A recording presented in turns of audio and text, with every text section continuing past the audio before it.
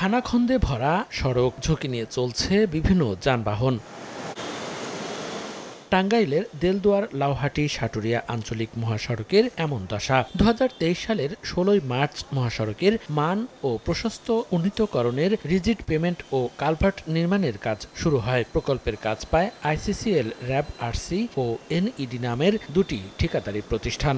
2024 সালের 30 জুন 5টি প্যাকেজে কাজ শেষ করার কথা থাকলেও ভূমি অধিগ্রহণ জটিলতায় প্রকল্পের মেয়াদ 26 সালের জুন পর্যন্ত বাড়ানো হয়। কিন্তু 2024 সালের 5 আগস্ট আওয়ামী লীগ সরকারের পতনের পর কাজ বন্ধ করে দেয় ঠিকাদার। এতে ভোগান্তি পোহাতে হচ্ছে স্থানীয়দের। প্রতিদিন 3-4টা করে ট্রাক রাস্তার মাঝখানে ফাইসা থাকে। গাড়ি উল্টা জায়গা, গাড়ি ভাঙ্গা জায়গা, অ্যাক্সিডেন্ট হয়। খালি ইডে ফেলাই আর দ্বিতীয় কোনো কাম নাই। সামান্য বৃষ্টি হইলে কোনো সিএনজি চলে না, অটো চলে না, সাধারণত মোটরসাইকেল নিয়ে যাওয়া যায় না। সড়ক ও জনপথ বিভাগ বলছে ইতোমধ্যেই ঠিকাদারের কাজ বাতিল করা হয়েছে। নতুন করে টেন্ডারের মাধ্যমে কাজ শুরু করা হবে। এটা রানিং ঠিকাদার, তাদের আমি ডেকে ইনস্ট্রাকশন দিয়ে দিয়েছি যে তারা এগুলা যেন খুব দ্রুত রিপেয়ার করে। 1-2 দিনের মধ্যেই এই খানাখন্দগুলা তারা সুন্দর করে রিপেয়ার করে দেবে, এটা আশা করছি। আর আমাদের পার্টে এগুলো আসলে প্রতিনিয়তই মেরামত করা হচ্ছে। ভারী বর্ষণে এটা আসলে ধরে রাখা মুশকিল হয়ে যাচ্ছে।